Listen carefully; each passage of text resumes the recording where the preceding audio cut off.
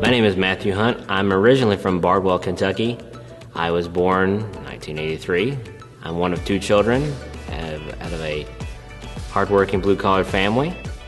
In October of 2005, I decided to sign up for TEC, which stands for Teens Encounter Christ, and the TEC was in Morganfield. And leading up to TEC, there's always 3 formation meetings. And at the first formation meeting, I noticed there was a different face. There's this really cute girl. I didn't know who she was, and I could tell she didn't know a single person in that room. So after the meeting was over, I actually went up to her and said, "Hi, my name is Matthew Hunt. You're the only person in this room I do not know. What's your name?" She was really shy, really timid. She introduced herself as Jennifer Farley. Then came the actual weekend of TEC. So we all get there, and she comes in a little bit later. She walks in through the door. She's wearing this white leather jacket and these rock star sunglasses. And as soon as I see her, I start singing "I'm Bad" by Michael Jackson, because she just reminded me of Michael Jackson. I don't know. She actually looked more like Janet Jackson. I remember her telling me later after TEC, she said, if it was that moment, you made me comfortable. You made me feel welcome. On our first date, this was way after TEC, we went out to Evansville. And first we went to the mall. As we were just kind of walking around, I made the move to hold her hand. And I looked at her and said, "Is this okay?" And she was like, "Yes, this is fine." So we're sitting holding hands, having a good conversation. And then finally we went to dinner for the first time. We sat down, excellent conversation. After it was over, we went outside and we walked to my car, and I looked at her and said, "Is it okay if I kiss you?" I remember it was raining that night too. So she said, "Yes, I'd love it if you kissed me." So we kissed, and at that moment, nothing else existed, nothing else mattered. One of the things about Jennifer that I didn't understand or realize at the time is that she was very sick. She was born with a terminal disease called cystic fibrosis. None of that really mattered because I looked at her for who she was. What I loved about her most was she was just really cute. When I first met her, she was a brown-haired, brown-eyed girl, and literally every time I saw her, the song "Brown Eyed Girl" would always pop in my head. Leading up to proposing to her, I remember buying the ring. I actually bought the ring the day before I proposed. So I get to her dorm, and I'm sitting there sweating bullets and just scared to death. So I actually get in her dorm, and she actually looked at me and said, "What's wrong with you? What are y'all sweaty for? It's hot outside." "It's 67 degrees. It's still hot to me." We head down the hall, get in the elevator, go down, and I'm sweating even worse at this time. Then I open the door, and I had a bouquet of roses fashioned into a cross, and then she was like, "This is different." And that's when I got down on one knee, and she stared at me and saying, "Oh my God, are you serious?" And of course she says, "Yes." And then, she kisses me and we hug. We were going to get our engagement shots done. So the week before it happened, she had a spell where she got really sick. She actually had to go to the hospital because her vitals were down and she was having trouble breathing. And that really shot her down. And also, that was the first time I got to see her hospitalized. That was the first time I got to see, wow, cystic fibrosis is serious. And I just proposed to her not even a few months ago. Is this something that I really want to get involved with? And after being with her over the weekend and spending time with her, I said, this is going to be hard, but this is something that I want to do. So after we got married, we were married for, like I said, 2 years. We had our struggles, we had our problems, and me working in ministry, and she got a full-time job working at Daymar College in the business office doing graphic design. On May 9th of 2012, that was a Wednesday, she came in, and she looked like a ton of bricks hit her, and she just said, "I want to go take a nap, I'm just not feeling good today."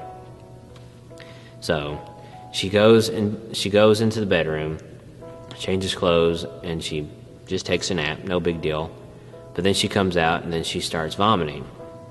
Thursday didn't get better, even with her medicine, her treatments. She could barely walk. Saturday night comes.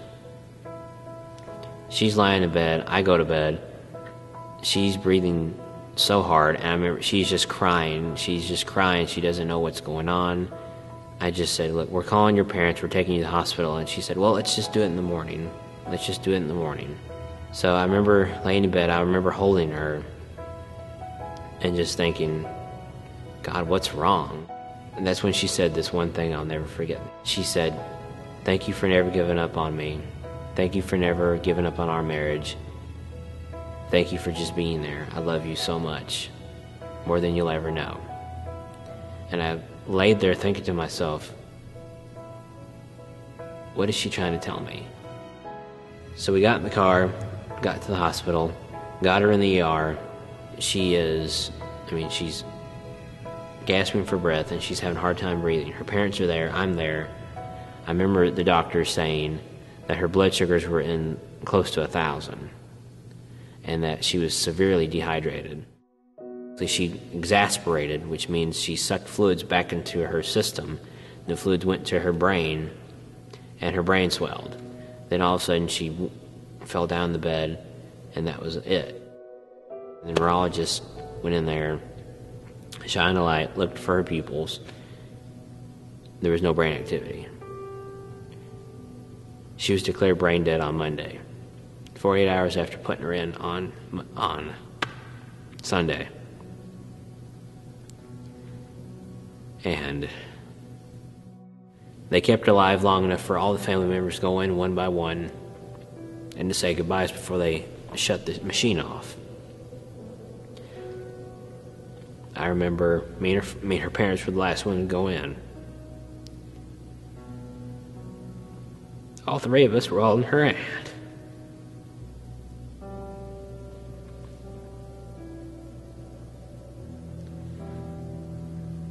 And we just sat there as a family, like we did at home.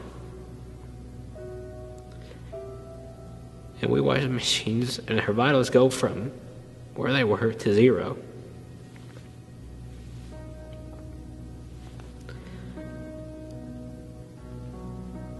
So, that was it. Father Brad Whistle was able to come in and anoint her before the machines were shut off. He came in and comforted all of us, the family, anointed her and said,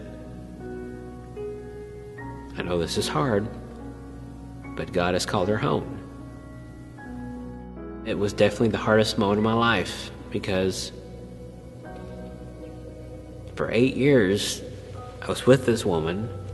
I was with Jennifer, and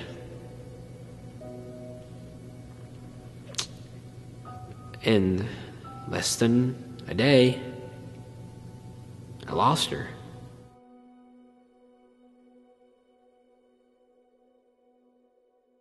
This church was filled to the back of people that cared about her and cared about us.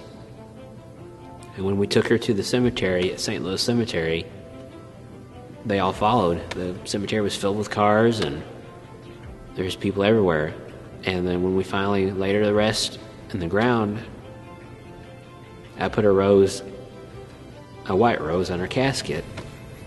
And I always tend to take a rose to her now. Everybody left a rose, and it's always stuck with me. Fast forward over the summer, friends taking care of me, friends getting me out, friends encouraging me to still go to Mass, because after she passed away, I had no desire to go to church. Even though I wasn't angry with God, I just didn't want to leave the house. Because through the whole process of her death, me having to journey out, and through everything I've been through, God's never left my side. I firmly see that now. God is home. Home is where I feel comfortable. That's why I'm able to sit in a church right now and give you my testimony, give you my life story with me and my wife Jennifer, and actually feel at home.